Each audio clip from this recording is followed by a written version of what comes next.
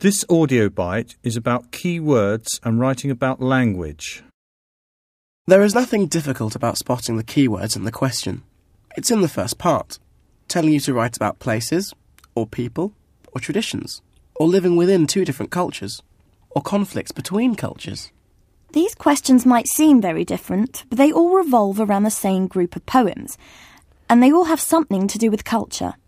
You won't know what the exam questions will be. We don't either. Only the chief examiner will know. But we do know that the questions are about different cultures, so they will be about particular places. So you should think about the climate, the history, and the atmosphere. And they will be about different beliefs, so you should think about the different people, their religions, traditions, politics, and attitudes. And often questions will be about language. Many of the poems contain words which describe ideas which might be new to us.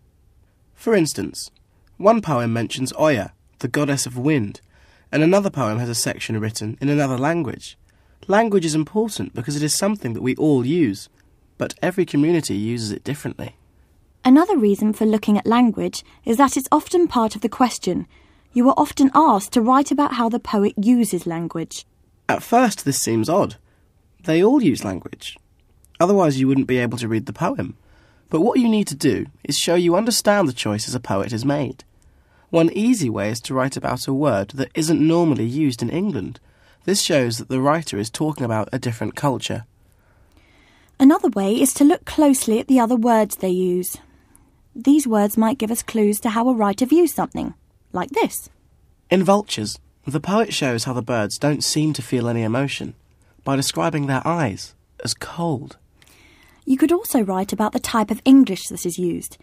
It might have an unusual way of spelling words, and it might be written in a particular dialect or accent, like this.